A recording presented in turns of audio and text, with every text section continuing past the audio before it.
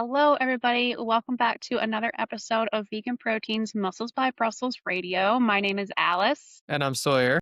and here we go. Today, we're talking about gaining weight and losing weight and what hmm that can mean for you individually, how you might have been impacted by this throughout your life, and getting impressions about how weight loss and muscle building works. And I think that Sawyer has a really good history of this that applies to a lot of people. So you wanna get hmm started? Yeah, I think this is a good place to start. So most people, when they're born, you don't really have any choice to what kind of family you're born into and what habits they have around food and management of calories and blah, blah, blah. Most people are not born with a very huge awareness around what their caloric needs are and things like that. So we just kind of fall into the patterns that our parents have more or less, but maybe we're more athletic, growing up, which is helpful in a lot of cases and stuff like that.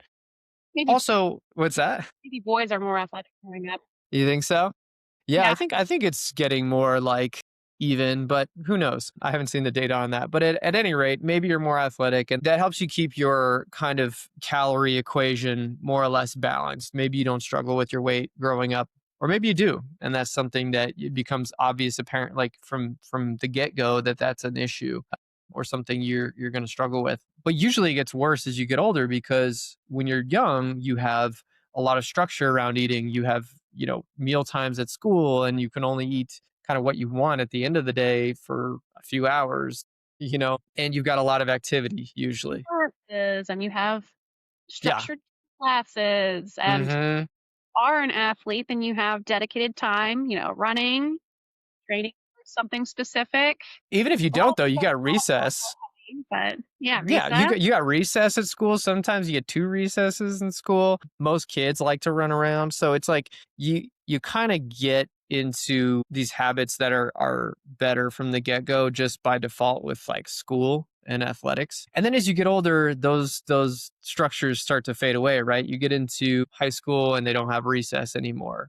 PE is an elective and for a lot of people, and a lot of people don't take it. They'd rather take study hall and just mess around or whatever. Then as you get to college, you're not in class all the time at all. You can eat every other class if you wanted to. And again, you don't have to be active. So that's where the freshman 15 thing starts to come from, I think, is because now for the first time you're living away from home. You're probably not that good at cooking yet. You don't have to be active. Right? There's no parent being like, you gotta eat your vegetables.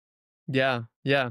There's a whole lot to that. And some people, I think this is enough that they are kind of have corrective mechanisms, or they have, some words of some people who are very fit in their lives to resounding in their ears. And they're like, oh, wow, I gained the freshman 15. I should really do these things that are, get me back on track. But some people never had that. And some people, have different coping mechanisms for different stressors. Like they'll just work extra hard if they feel stressed about their body or whatever.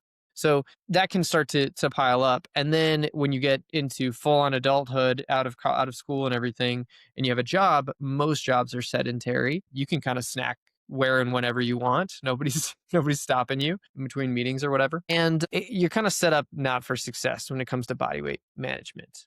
Unless you go outside of those channels and create your own systems, you're kind of at the mercy of your lifestyle, for the most part. And I think most people can relate to that. It feels harder to keep the weight off as you get older.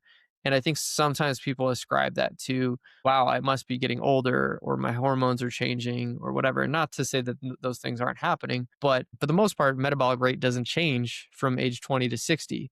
So it's usually the habits that change. It's usually the lifestyle that's the biggest determinant of how many calories you're burning and taking in on a daily basis. And so you have to kind of create a system for yourself at some point, or otherwise you're just going to keep kind of going up and up and up, you know? So is there any context you want to add to that? I feel like that's kind of what the example I wanted to give was. Yeah, yeah. I mean, a couple of things that you mentioned: being at the mercy of your environment.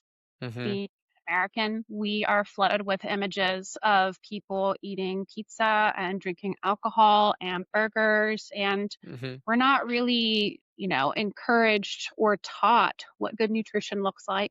We're hmm not taught what portions of whole foods look like. We're not going to be seeing people eating these things, media, social, whether it be social media, whether it be television, movies, whatnot. So instead, we think that, oh, to have a good time, to live my life, I should be able to just eat ice cream, Hmm. have all this alcohol as my lifestyle. And in reality, like, it's very backwards. It's very upside down. And Hmm. people start to wonder, like, oh, there's something wrong with me. I'm broken, Hmm. because all of these foods are extremely calorie dense. Like, Hmm. foods in nature, you can have a decent amount of a lot of them and they are fewer calories, right? Hmm. But these foods that we are just like bombarded with all the time in American culture, like, Hmm. it is just a little bowl of chips is just like astronomically more calories, more dietary fats. Hmm. All of the foods are very high in dietary fats and fat. 1 gram of fat is equal to 9 grams of calories. Or 9 calories. Compare that to carbohydrates and protein, and 1 gram of each of those is 4 calories, Hmm. more than double. So it's just very, very easy to overeat, and it looks Hmm. like we're eating nothing. It feels like we're eating nothing. That Hmm. Starbucks beverage, that bag of Doritos, one donut, right? We're Hmm. eating the equivalent of large meals in these tiny, tiny little things, or Hmm. worse, liquid, like drinks, right? Think that we're broken. We're not broken. We just don't understand calorie Hmm. density. We understand that we're supposed to be eating differently than we're constantly shown, Yeah. right? Well, I think you're right. Like it reflects our culture around it because it's not just like the images. The images help to normalize it, but the truth is like most like social situations revolve around eating these really highly processed, fatty, sugary So yeah, foods. right? Yeah, that light up your reward centers and make you feel like excited about it. But then, afterwards you're like, oh man, I don't necessarily love how I look right now or how I feel. And so we live in a culture of very like short-lived, like acute, benefits and like Food, long-term. food, Yeah, basically. like let's just deal with the impacts later and immediate gratification. It's the similar with consumerism kind of culture. So I think it takes a lot of discipline and planning and just frankly energy to get around that stuff. And you're also seen as kind of weird if you do. So it's like there's lots of incentives or disincentives to being fit and healthy in this society. Whereas in certain countries, like certain European countries and things like that, they try to make it so that it's more like walking friendly and cities are kind of set up that way. Right. Make food more accessible and affordable that's healthier. Lots of rules and regulations around food as True. well. I think people worry a little bit too much about like additives. I think, obviously you don't want to eat too much processed stuff, but I think we get hyper zoomed in on like, oh, red 40, that son of a bitch made me Makes it fat. so easy for someone to be like, oh, it's not my fault. It's the food's fault. But Yeah. the reality is, it's not necessarily like all these additives. Obviously, they're not great. A lot of Hmm. these ingredients should not be in our foods, really. But the Hmm. reality is, like, we're supposed to be eating differently. And by Hmm. blaming the ingredients, it's easy to be like, oh, it's not my fault. It's because Hmm. of food. And it's like, we need to work on changing behaviors and lifestyle and Yeah, eating. and there's also this narrative of like, oh, I went to Europe and I ate the bread and it was so much better for you and all this stuff. And it's like maybe marginally, but I think probably what happens is you're more active when you go to Europe. You're walking You're 15, on 20K vacation, you're steps a relaxed, day. right? No, I was actually just reading about this. A lot of the bread from Europe is actually purchased from the United States. Really? That's the reality, guys. I hate to break it to you, but That makes sense. I mean, it's these are biologically they're similar foods and additives and things like that. It's not like there's going to be a massive difference on the whole. What's really happening is yeah, you're living differently when you go to a different society. And yeah, when you live in the US society, it's really not built around healthy habits and encouraging those things socially even. So when we have cities built around cars, you don't have as much ability to go walk around town. I mean, we went to Vegas a couple years ago and we were like, oh, look at this. Like, we're looking on the map. We're like, we should be able to walk this in like 20 minutes or so. Well, it was like intersected by a freeway and all this stuff. So you plug it into Google Maps and it was like, oh, you have to walk an hour and a half to go. I was like, that's so stupid. Like I could have walked it in 25 minutes or something. So Feels it's like it should be just there, and instead you've got to get it. mhm. Yeah. So it's kind of built around industry instead of like around people. So anyway, we've gone on this tangent for a long time, but the point is that if you live in a certain society, more likely than not, your habits are going to be dictated by that society, especially if it's the cultural norm of that society. Society, I wanted to mention that too. Go ahead. Yeah. Another part of it is literally, it's like we are taught, like, we get off work and Mm-hmm. the thing to do to relax in the evening, everyone is supposed to go sit in front of the TV and snack. Mm-hmm. And we're Mm-hmm. snacking again on things like chips Mm-hmm. and cookies. And before you know it, you've downed a whole, sleeve of Oreos and Mm-hmm.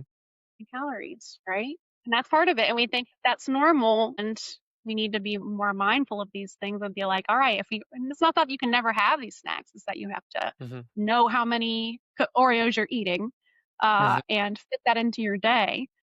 Enough Oreos, if you eat too many of those, it's going to replace a meal. And you don't want that to happen, right? Mhm, and it's just not gonna be the same amount of filling either. It's just gonna be like, you're gonna eat the Oreos and then the regular meal because 'cause you're like, "Well, I'm still hungry." Now you've had the equivalent of 2 to 3 meals or more, Mhm, right? mhm. The other Yeah, thing that you mentioned, I think, was metabolic rate, and this kind of goes into, I think, next part of what you want to talk about is mhm, people's metabolic rates start going down when we are sedentary, when we mhm, are not weightlifting, when we are not actively doing anything to keep up our muscle.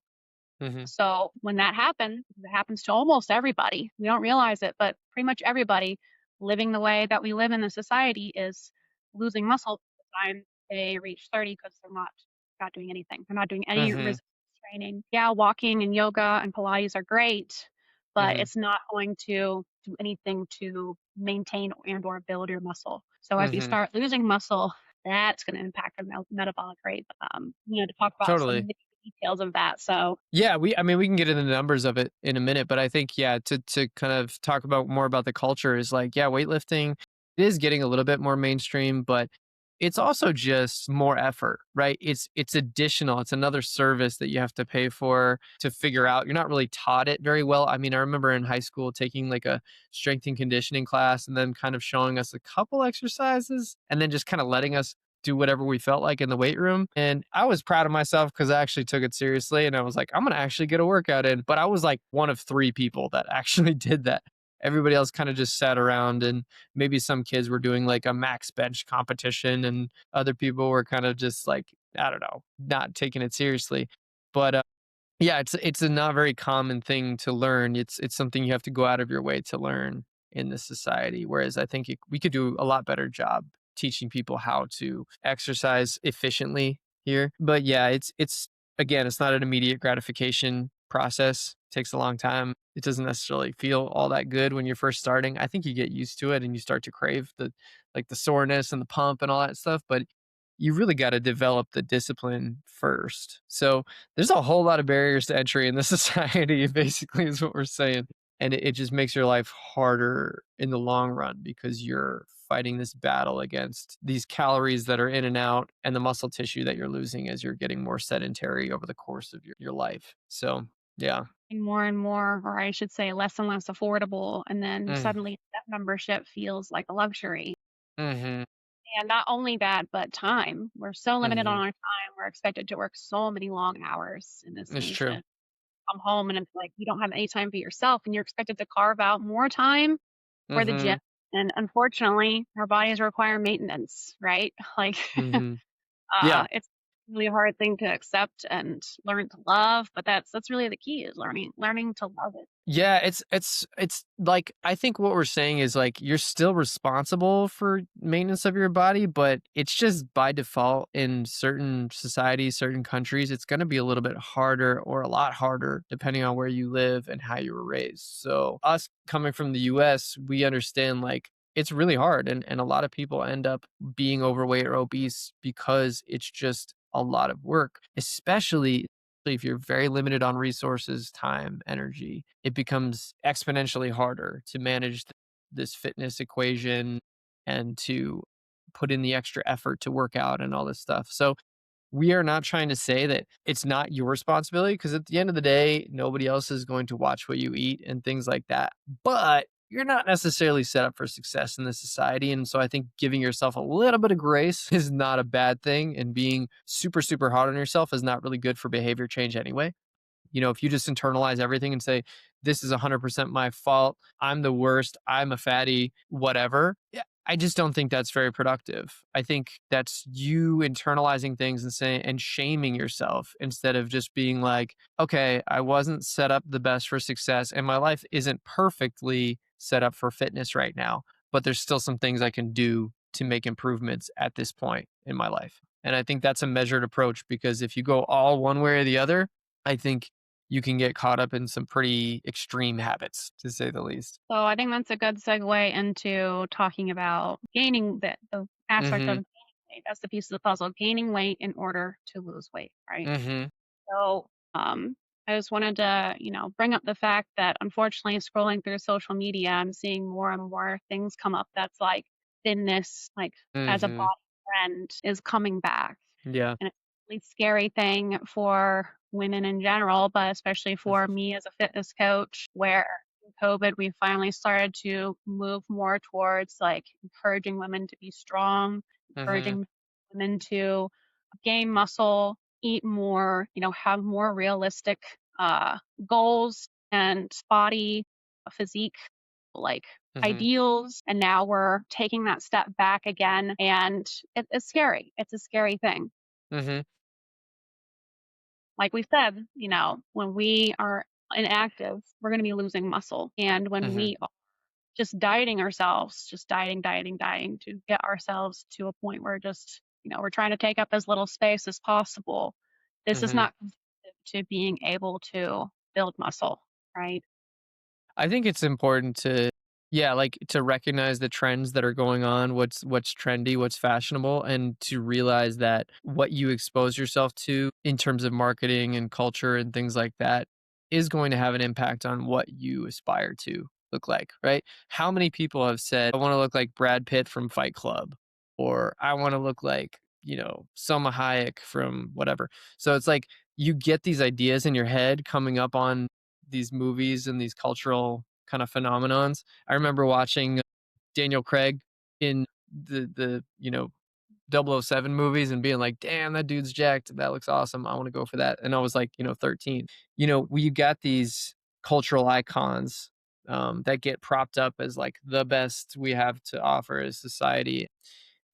It can be dangerous because either way it swings, right? Whether it's big muscles and big booties and all this stuff, or if it's like super lean bodies, because people usually take that to an extreme. Like that, big muscles and stuff like that is cool when it's natural, but people start getting surgeries. Yeah, when they start getting surgeries and hopping on all kinds of drugs and PEDs, you're kind of like, okay, now you're gambling with your health a little bit there. And then on the skinny side, it's like, yeah, and then on the skinny side, it's people dieting themselves into oblivions. You've got all kinds of problems that can come from treating your body like it's a trend instead of thinking, what do I actually want to look like free of the influence of society? Granted, you're never going to be able to get completely away from it, but trying to think what actually feels good to me, first of all, and what's going to actually match my values in terms of like how I want to live my life and the best life I want to live. It's very hard for young people to see down the barrel of their entire lives and think, wow, I want to live a long time, so I better not do anything too dangerous right now. But that's something to think about. And even if, the constraint, like I think for me, if I had been given the access to it and the cultural seal of approval, I probably would have jumped on steroids at some point in my late teens, early 20s, because there's just a lot of pressure to be a bigger, leaner, stronger dude in our society. And same with women having the body trend pendulum swing back and forth. And smaller So and waste away and then nothing. right. Like the last time it was like that for women, it was that. You know, they're both forms of oppression for people, Mhm. expecting people to live up to these certain like unrealistic body expectations.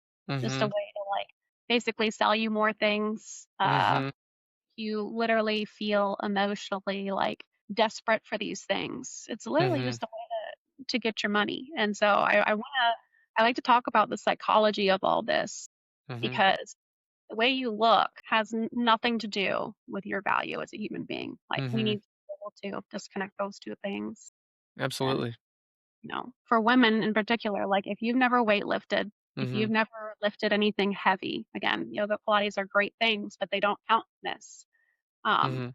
when you go and try to lose weight, I think a lot of people come to us thinking that, okay, I want to do a cut. And once I lose X amount of body fat, it's going to reveal, a certain amount of muscle. And Mhm. the fact of the matter is, you've been sedentary. You've been sedentary your entire adult life. You haven't done any weight training. You might not understand what it means to lift heavy. You've never even gotten close to squatting your body weight.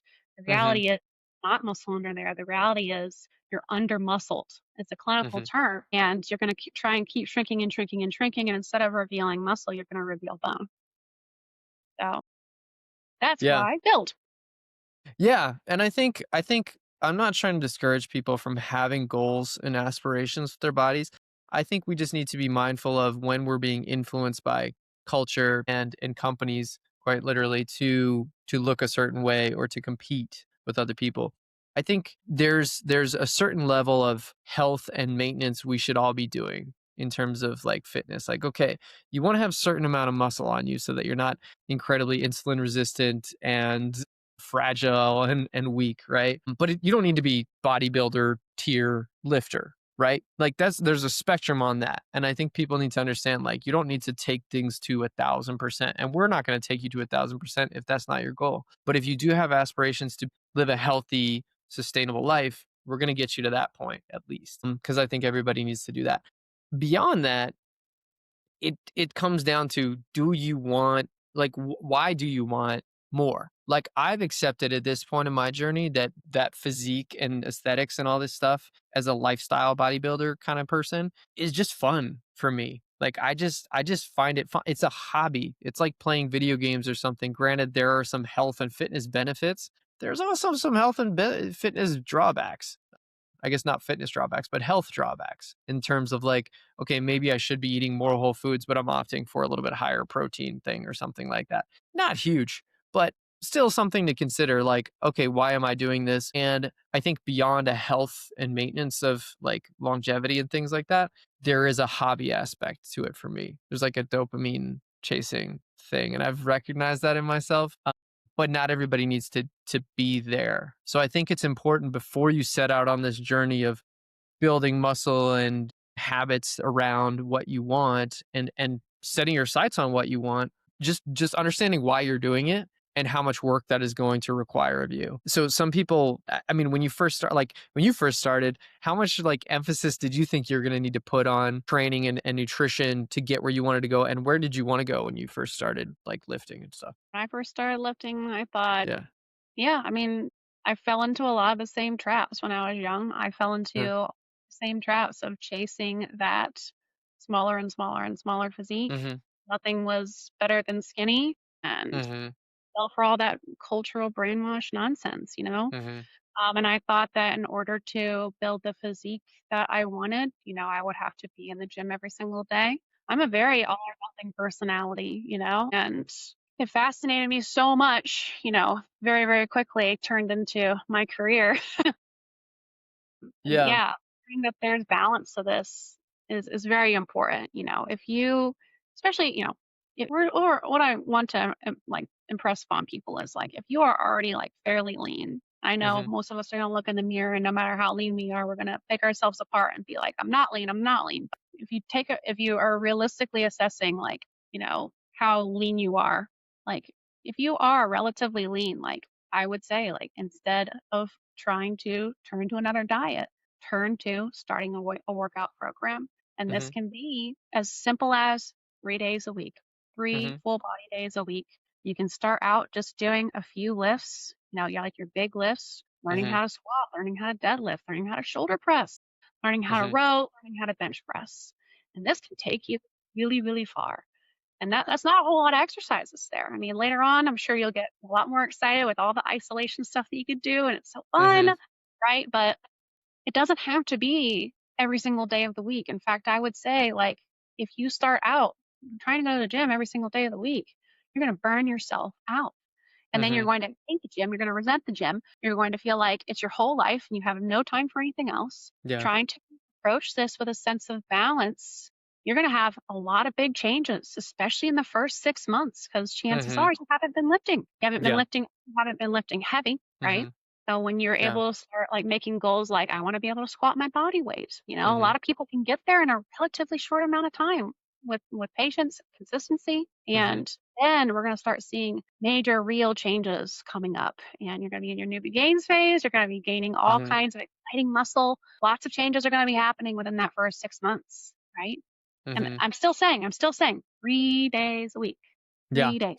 Well, yeah, and that's the reason I asked you about like what you started out doing, because I think when people start, they have a very, I mean, they necessarily they don't have a good idea of what it's going to take to get to their goals, so they just say, "Well, I'm just going to do the most. I'm going to do the most that I possibly can do to make sure that it happens." But the truth is, yeah, you could burn out pretty easily that way. And that's why, yeah, I think it's smarter. Especially, I think some of the best clients are the people who have done that a couple times, and they're like, okay, that's not it. And they've learned from experience, and they say, okay, well, I need to be more patient with myself. I need to listen to my body more. I need to be more realistic about the calories that I'm shooting for.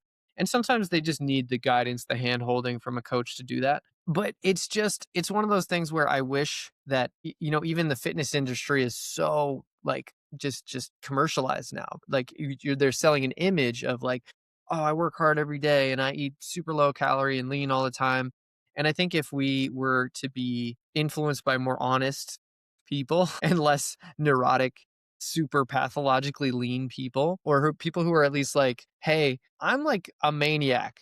Like this is my job in my life. And if you're holding yourself to this standard, not a great idea if you're working a full-time job and you have kids and all this stuff. But maybe we could even say that and it would just fall on deaf ears because people want the flashy, shiny stuff. At any rate, we could be doing a better job educating people about like what is necessary amount of movement and nutrition and what's like a kind of excessive amount of focus on this stuff, especially for most people's goals. But I would say it starts with setting a reasonable expectation for yourself in terms of like, okay, what amount of lifting can I actually do sustainably and do it well instead of doing like tons and tons of volume. I see that all the time with coaching programs and fitness companies is they'll throw everything but the kitchen sink at somebody in terms of volume, and they'll be in the gym for 2.5 hours or whatever every other day or whatever it is. And then they got cardio too. So it's just like so much that people are being berated with, and they just think, oh, that's normal. That's what you have to do to get fit. But they're running like a program and not like they have to do a lifestyle, you know? Right. They So think about it as something they have to only do in the short term. right. So it's going to these extremes, and then they wonder Hmm. why they can't maintain it because they've Right. gone all. And if Right. you take a more moderate approach, then this is something that you're going to be able to do. So, I mean, Yeah. And if yeah, go ahead. back to drugs a little bit, like as far as like understanding what a realistic amount of muscle that you can build each year.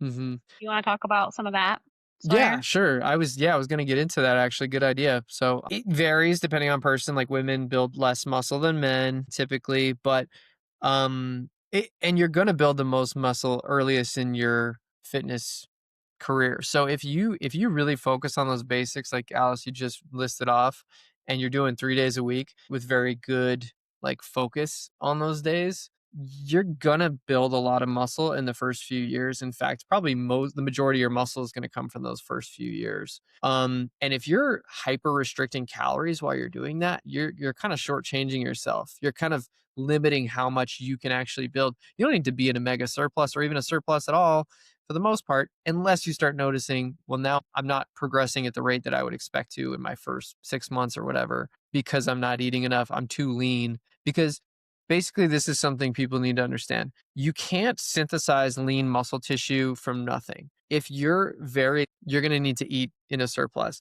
If you have some body fat tissue on you, you could probably use that to synthesize new muscle tissue to a point.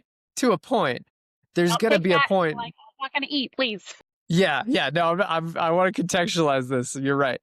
Because yeah, it's not like you can just keep getting leaner and leaner and leaner and leaner. Your body at some point is going to push back and it's going to affect your training quality, it's going to affect your sanity. So you do need to have a certain amount of body fat to keep you healthy. But if you have say 30% body fat and you're thinking I need to be in a surplus to build muscle, not necessarily. You could probably utilize a lot of that body fat to build muscle over the next couple years or so. But as That you get considered, maintenance for a normal person, right? mhm mhm Like, I don't know how tall you are as a woman, but like, anywhere from like 1,500 to 1,750 calories. Like that's mhm like you can if you are, and I'm still talking about people, around 30% body fat for mhm males.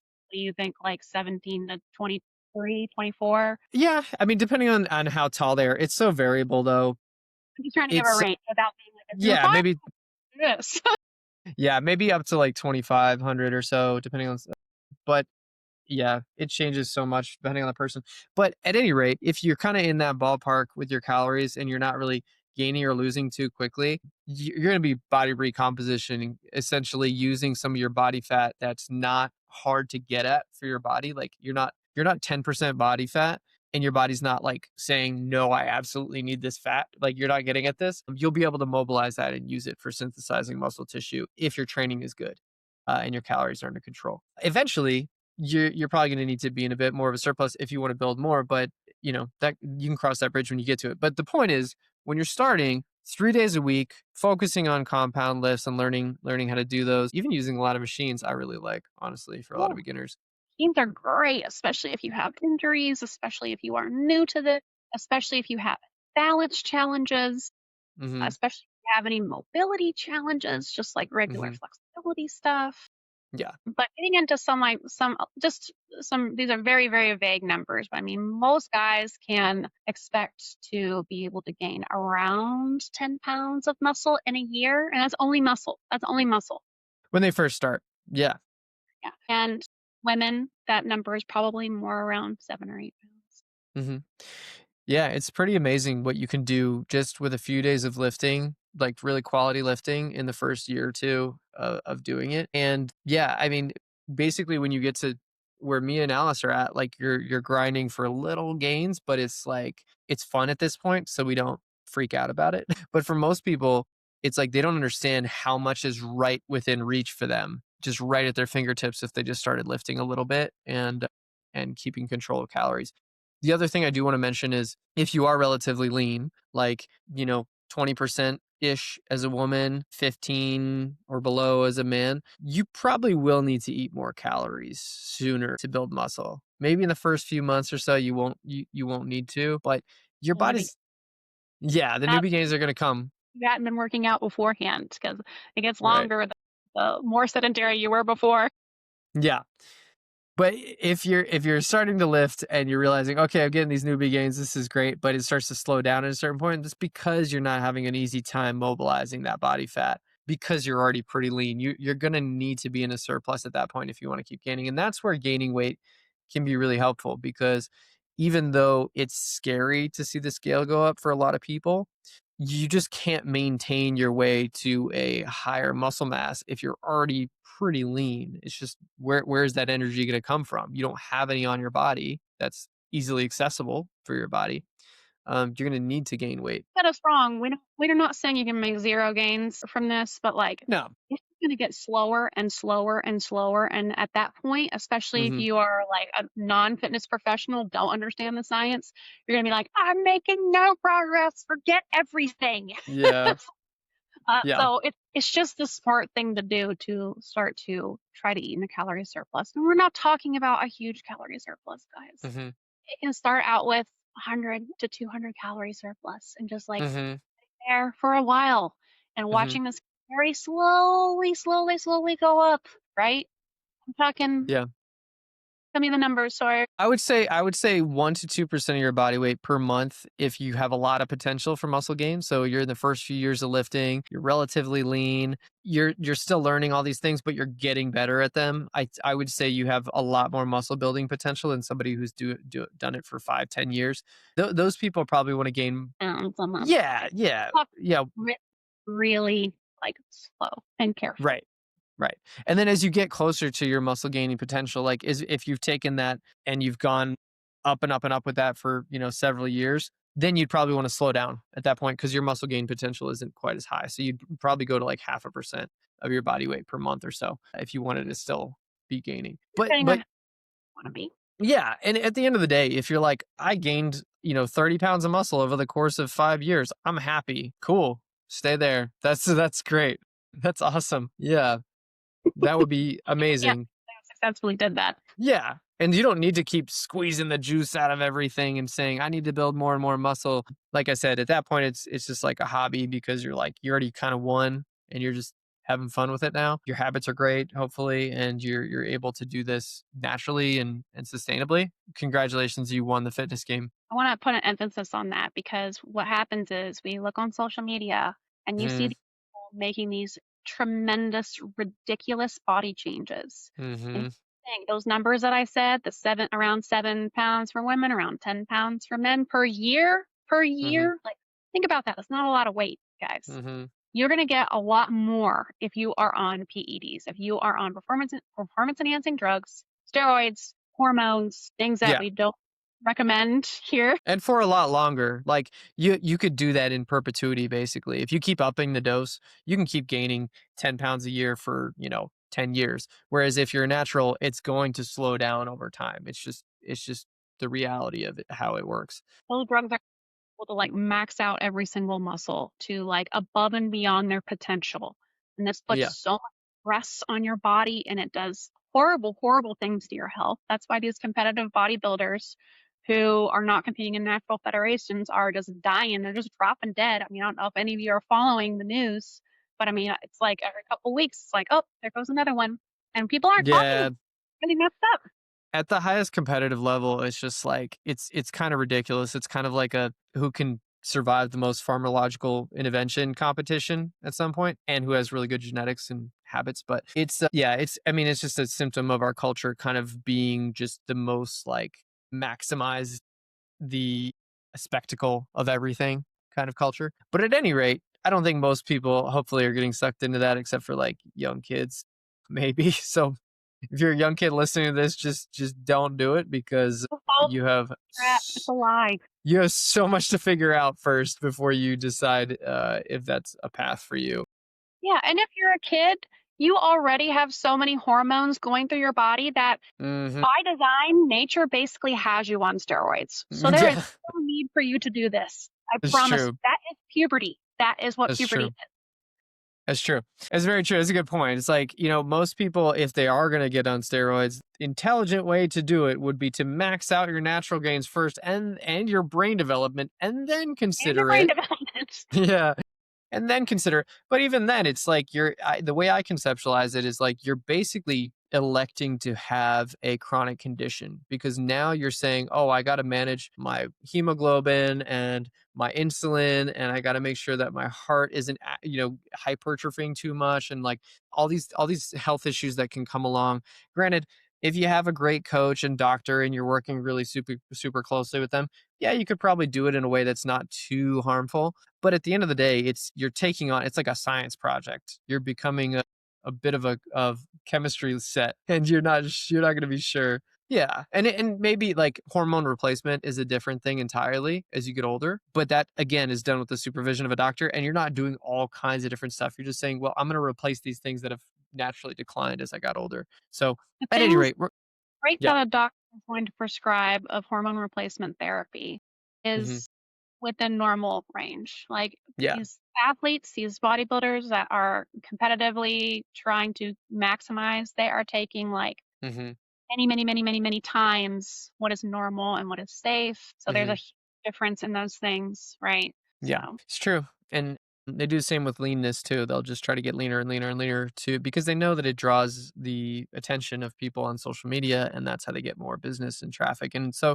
it's kind of a self-perpetuating system in which we are looking at these people the most who are the look the craziest. And I do it too. I'm like, holy crap, these people look insane. But if you don't know what you're comparing yourself to, you could get really, really untethered from what's naturally achievable and start to your expectations are just like, whoa. yeah, and you're Right. You're going further and further away from what is healthy because there is like I imagine it like a Venn diagram. Health and fitness are very close together in a lot of ways, right? When done properly. A sliding scale, right? And there's definitely ways Yes. you're taking health and fitness way, way, way so far. Exactly. Exactly. And it starts in little ways like, oh, I'm going to eat 300 grams of protein a day just to make sure I get it. You know what I mean? Like it starts in that kind of way. And then people just go farther and farther down the rabbit hole of like maximizing fitness and minimizing health. And it can really, really start to, Fitness um, at the expense of your health is never a good. exactly. So, but to get back to the main topic, which is so easy to get away from because there's so many different avenues, but the main topic is gaining weight is going to help increase your metabolic rate, your ability to eat higher calories and not gain extra body fat. And also being more active is too. So if you can, ingrain in yourself some very basic healthy fitness habits and not get sucked down the rabbit hole of culture and all these like super physiological things that would take you drugs and years to achieve, you can achieve some really amazing things with your body and feel great and live a long healthy life. And I feel like as unsexy as that sounds right now, especially for younger people, you will be glad you did it in the future. It's so Like worth I'm already there. Yeah. realistic time frames too, because I think a Mhm. lot of people come in and they're like, okay, well, I will gain weight for 3 to 6 months. Mhm. And honestly, if you are going in there with the expectation that 3 to 6 months of gaining weight, of going throughout the slow bulk journey is going to put you in a place where you're going to cut and you're going to Mhm. be like happy with that, you're most likely very mistaken unless you have been very It depends on active. their goals too.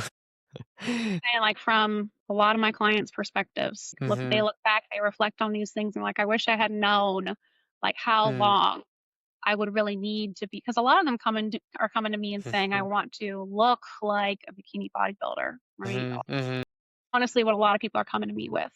Mhm. And really looking at more like a year to a year and a half at least is Yeah. especially for someone who, like I said, has never really lifted Mhm. heavy before. Mhm. So give yourself the time when you're working with a coach. They're going to help you keep things like very clean, very efficient, Yeah. very like, okay, follow this plan and we will get the maximum potential for your genetics, for your ability, right? Mhm. Consistency for your lifestyle. Like Yeah. there's a lot of I trust in think the process that's going on, right? totally. I think the best advice I could give a total beginner to this process, especially when it comes to nutrition, is learn what your maintenance range calories is, like approximately, and don't stray too far from that. Because chances are you're not super, super low body fat. And so it's probably not going to be a bad idea to be a little bit of a deficit. Probably wouldn't hurt you. Fine. Just don't go and tank your calories to nothing because that's going to really hurt your progress and your just sanity. Health. And your health. And then the same with the opposite, going and having like a dreamer bulk, like insane above your maintenance calories is also going to leave you feeling not great. So the best thing I could tell you, the simplest thing advice I could tell you in terms of nutrition when you first start your fitness habits is learn what your maintenance calories are and stay in a reasonable window around that, right? A few hundred Really calories above or below. dial it in, and the more consistent you can be with getting those same calories each day, Mm-hmm. more you're going to be blown away by what your body can do. When we are Mm-hmm. consistently fueling our body like very, very close to the like very small like window of error, Mm-hmm. oh, you're gonna be like blown away by how your body looks. Because you're Right. gonna be gain and recomp at the correct way like rate to be like, this is almost like social media. Almost. Almost. It's hard. It's hard. It's always comparing yourself to smoke and mirrors. But at any rate, I think, yeah, being around maintenance and knowing what that is for you, especially in the first few years, is going to be very rewarding because no, it's not flashy. No, you don't lose 60 pounds in the first 6 months, or gain it, but you are going to feel better and you're going to notice a lot of muscle gained because you're just starting out in your fitness journey and you're not super depriving yourself of nutrients to the point where you can't have good workouts and muscle building ability, and you're also not just getting huge and bloated for no reason. As you get more advanced, yeah, you can start to delve into different calorie ranges and things like that. But I think when you first start out, in order to make sure you're not doing anything too extreme or that's going to shoot you in the foot for the long term, just stay around close to maintenance, I think is probably the best advice I can And I give. want to add to that your maintenance is probably a lot higher than you think it is. Oh, yeah, you think so? That's interesting because sometimes I get people who come to me and they're like, my maintenance is super low. I have a slow metabolism, blah, blah, blah. And then come to find out it's actually higher than they thought. They just been chronically dieting and kind of, So that's exactly yeah. what Oh, that's true, huh? That's true, huh? That's true. Yeah, and then I guess I always, growing up as a skinny kid, thought it was higher than it actually was. I was always aiming close to like 3,000 calories. I was like, yeah, I'm a bigger guy now. I have all these goals to build a bunch of muscle. And then over the years, I've been like, oh, you know what? Actually, I'm gaining weight at that level. Interesting. So it's been a humbling thing, but I think you're right. Most of the time, people are underestimating what their you know, maintenance calories. my maintenance calories are 1,200. No way. Not often. Yeah, no, and we're all different, right? We all have different sizes and activity levels, but if eventually if you're getting to the point where you're doing more activity, you're regularly lifting and things like that, and you're building more muscle, your metabolic rate will go up. You will have more calories And you'll be able to to eat eat. more and not gain weight. That, like, especially, please, this is the goal for you. I don't want you like starving forever because that's what chasing this forever lean, smaller and smaller frame is going to do to you. It's just going to make you Hmm. live in permanent starvation and it's going to Yeah. stop backfire on you once you reach a certain age. Promise Hmm. you that. Yeah, maybe that's a good segue into talking about the last thing that I want to talk about, where they've studied in evolutionary biology. There's this researcher, Eric Trexler, who has talked about studying the Hasda tribes. And they were saying that these people get like sometimes upwards of 35,000 steps a day, which is insane.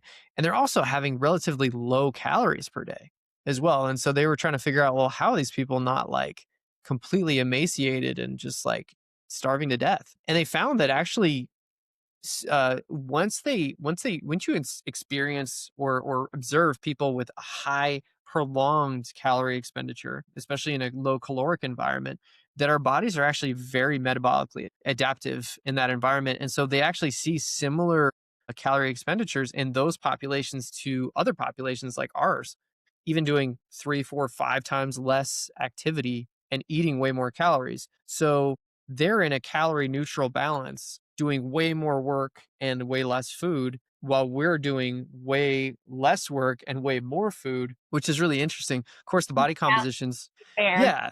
So when the lesson there is, in a prolonged state of calorie restriction or calorie burning, in terms of exercise, your body will adapt. It will get really good at using the energy that you give it really, really well. And so it's not a good idea to be a chronic dieter, because you're inevitably going to lose ground year after year after year of just being like, well, now my maintenance calories is 1,200 because I've eaten that or below for so long and done so much cardio for so long that it really, really bites you in the butt. But the good news is if you slowly titrate up your calories, you can also reverse that because your body is metabolically adaptive again. Especially if you So keep up yeah. your like a moderate amount of movement, anywhere from Hmm.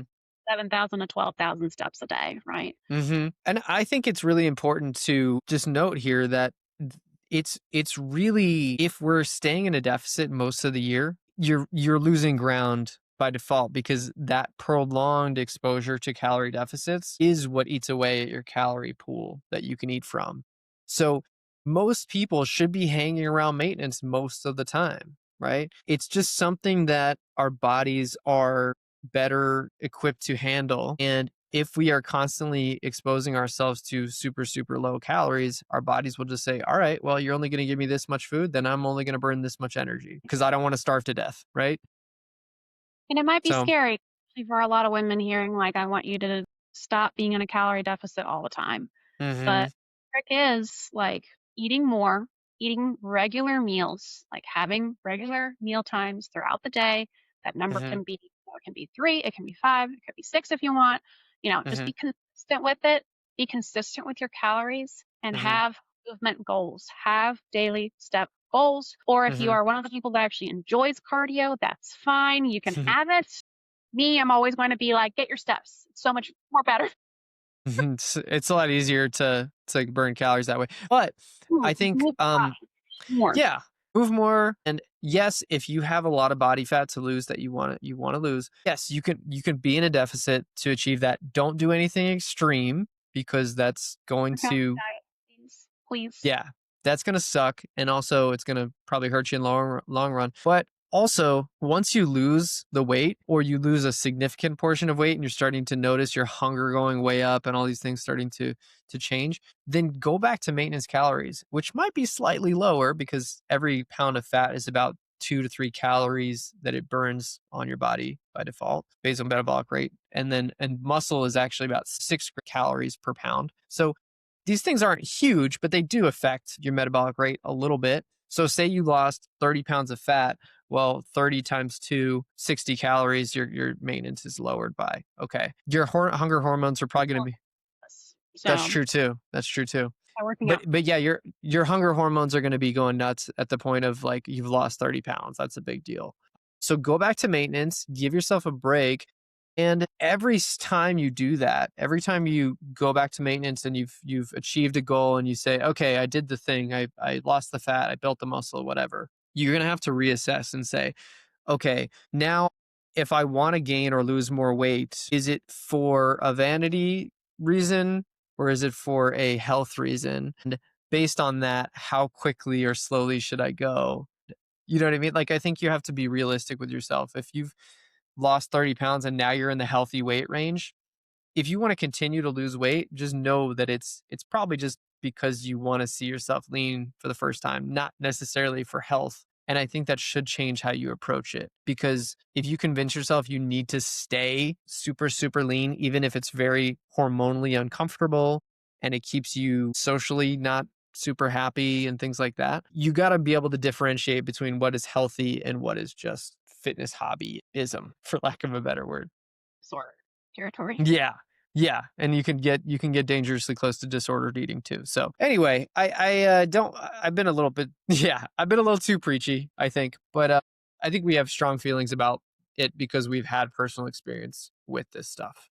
And so many And clients coming to us in various stages of what situation have you gotten yourself into? And sometimes mhm, they take a long time to get ourselves out of that situation, especially mhm, the top of mind thing is the people that come to me who have not been eating food for years mhm, and years and years and years. So now we've got to work on just eating a regular amount for a time to repair yeah, things. Because otherwise, to get you in a calorie deficit, you would have to be at 800 calories. yeah, We can't do and that. right. And focus on building muscle too. I think there's so many people that think, "Oh, I just want to see the muscle. I just want to be lean and toned and all that stuff." But you're saying, yeah, like you do have to build the muscle first if you want to see it. And the bigger your Exactly. muscles get, I promise you. yeah, yeah. And the bigger your muscles get, the easier they are to see. You don't have to get quite as lean, quite as diced up just to see your abs, because they're bigger now. That's genetic, Biceps. but careful with the ab thing. Yeah, that's true. Abs are different. But I mean, where you store body fat too is different. But in general, if you make your muscles bigger, they are easier to see underneath subcutaneous fat. So just keep that in mind. I think a lot of people think, and Danny talks about this a lot. A lot of people think that, oh, I need to lose the weight first and then build the Hmm. muscle. You're setting Hmm. yourself up for a lot more challenge. Yeah, It's not nutritionally. Yeah. and taking even longer. Just try Hmm. do all the right things all together and don't rush it. Go at a responsible rate of weight loss, Hmm. right? And sometimes, especially if you have a lot of weight to lose, sometimes that won't look like the scale continuously going down for a little while. Hmm. It may Hmm. look like inches coming off, but Hmm. scale weight doing some weird things. It might be staying the Hmm. same, it might be going up, it might be going down. But Hmm. the thing is, if your body is shrinking, we're making progress. That is Hmm. actually important. And it's really Yeah. hard to on that and distance yourself from like that number on that scale, right? It's very scary. That's a really good point you make, Alice. I think, yeah, using the body weight can be a helpful metric, but I think you can even make it better by adding more context in terms of measurements, especially around the waist or, places where, yeah, waist, hips, places where you hold a lot of body fat usually. And also checking your strength progressions. Are you getting stronger consistently? Then you're probably building muscle. So if you can keep track of those three things, I think those are a big deal. Progress pictures can help too. Of course. Although without a coach, that can be really hard for someone who's not Yeah. trained to do that, because most of us look at pictures of ourselves and just immediately are like, oh, and Yeah. you can't see your true self. All you see is that emotion Hmm. that's tied Yeah. to, what they're seeing in Hmm. that photo. Yeah. Um, and it won't let you see the truth. It won't let you see your progress. That's why so many people, Hmm. they get on diets and they start going and they're actually having these great success. And the Hmm. scale's not moving. They're like, I give up. I'm so over it. I haven't made any changes. It's like, no, you have. Yeah. You have so many positive changes. Yeah. I do think that is a topic that I do want to explore at some point is the metrics you choose to dictate your decisions you make can be a huge deal because whatever you focus on it could change how you feel throughout the process. Like you were saying, progress photos for a lot of people very triggering. I don't push them on people who are just like, no way, I can't do it. But at the same time, I think they can be really helpful for other people who only see themselves in pictures that other people take of them at weird, awkward angles or different lighting, and they might think, "How the heck do I actually look? I don't know how people actually see me." And having some objective, like in the same lighting, in the same posing, can be really grounding in some ways. But you have to be able to look at yourself and not like just pick yourself apart, and that's really hard for a lot of people, like you were saying. I think we've been talking a lot about people with a lot of weight to lose. I think Yeah. someone who is lean, you Mm-hmm. know, focusing on slowly gaining weight, going through Mm-hmm. that Mm-hmm. by the end of that, people will usually say, "Oh, I've been uncomfortable with, my body image for a little while." Mm-hmm. Then, if you have gone through that work and then you do the cut, it's going to be light years of a difference. You actually Mm-hmm. will be revealing that muscle shape. Mm-hmm. Muscles give us the actual curves that we want. Mm-hmm. It's a totally different look than body fat. So I want to Yeah. encourage, like, that's why the name of this podcast is basically muscle first, then fat loss. Yeah. I think it's really important that people do accept the fact that if they want to gain an appreciable amount of muscle, you will need to be in a surplus at some point, either by having body fat that you then use to turn into muscle and then maybe adding some more calories beyond maintenance once they get lean enough that it's hard to pull from their body fat stores and create muscle. Or if they're relatively lean when they start, they're probably going to need to be above maintenance calories to continue progressing past a certain point of muscle gain. And So, getting on enough yeah. muscle frame to really be beneficial health wise. Hmm. We want you at a point where, you know, you're not going to be losing skills. We want you to be, hitting your 40s and not struggling to get up off the floor. We want Hmm. you to be at a place where you're not getting injured constantly. We want you Hmm. to be at a place where, you're able to continue thriving and improving your strength, improving your physical abilities. You Yeah, know, bone density, insulin sensitivity. These are things that lifting improves. It's not a more is always better situation. Like you don't need to become a absolute freak of nature. But if you do push into some, I promise you, you yeah, won't. yeah, it takes a lot of How effort. hard you try, you will not. Yeah, right. Like I would venture to say like most people would not mind looking like us unless they're actual freaks of nature already and they're like, "Oh, that'd be losing gains." People wouldn't mind looking like us, I don't think, but they don't realize how hard we work to build muscle. Like on a daily basis, we work to build and preserve muscle and we still don't look like absolute genetic monster crazy looking people. I don't think personally. I don't. We don't. No, the people, the people that you think of as bodybuilders, if you haven't been if you haven't been following someone who is like very, very vocal about being a natural Mhm. competitor in the physique sport, then chances are they are on drugs. And when they get that ridiculous, bubbly, disgustingly huge look, like that is drugs, including what you think of when someone says woman bodybuilder. Like I Mhm. guarantee you, for that photo that you're thinking of that you saw on the internet one day or saw on TV Mhm. one day, she's on drugs. and that is not actually attainable naturally. I promise. Mm. Yeah. It's good to be mindful of who we compare ourselves to because yeah, definitely I think the most disordered and unhealthy habits come from when we are just thinking I'm not getting those kind of results. I need to push harder. And that can lead you to some dark places.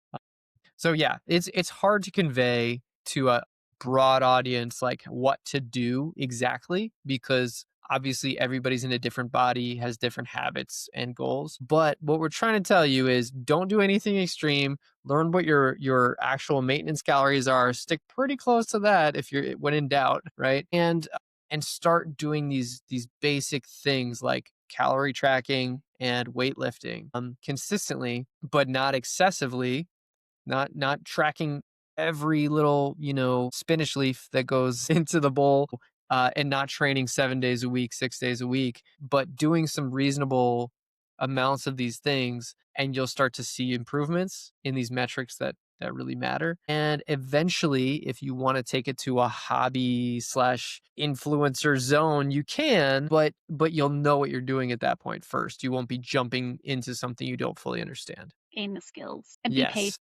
Yes. not gonna happen overnight. It's not. Amen. Okay. I think I talked about everything I wanted to talk about. Hopefully, this is helpful to people because I feel like I just bounce around so much in how I explain things. But yeah, let us know what you guys thought of this episode and what you'd like to hear from us, especially me and Alice, because we have a lot of synergies. We have a lot of similar experiences, a lot of different experiences too. But we always want to hear what you guys are interested in. So send us your feedback.